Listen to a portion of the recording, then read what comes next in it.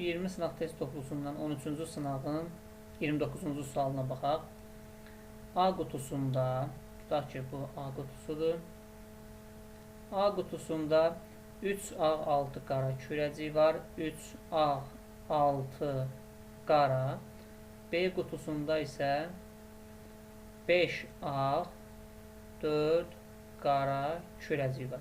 Qutuların hər ikisindən eyni anda təsadüfən 2 kürəciyi neçə üsulla çıxarmaq olar ki, çıxarılan 4 kürəciyin 4-ü də eyni rəngdə olsun. Deməli, biz 4 dənə kürəciyi çıxarmalıyıq. İkisinin A qutusundan, ikisinin isə B qutusundan və eyni rəngli olmalıdır. Ehtimal bərabərdir demək. Ehtimal bərabərdir. Tutaq ki, biz 2 kürəciyi çıxardırıq A qutusundan. İkisi də ağ olmalıdır. İkisi də ağ olarsa, onda olacaq kombinizon 3 elementdən 2. Çünki 3 dənə ağımız var. 3 dənə ağımız var. İkisini oradan götürməliyik. Digər B qutusunda da ağ olması üçün kombinizon 5 elementdən 2 olacaq. Kombinizon 5 elementdən 2 vurulsun. Yəni 5 dənə ağın içindən. Üstəgəl növbəti hal artıq dəyişir.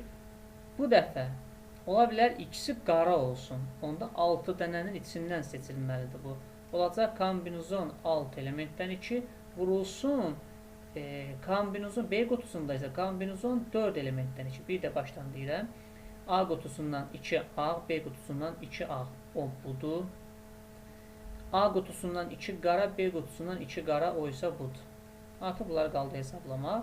Ümumiyyətlə kombinizon 3 elementdən 2, n elementdən 2 deyəndə n-i vururduq özündən 1 vahid az bölürdü 2. Kombinizon 3 elementdən 2, 3 vurulsun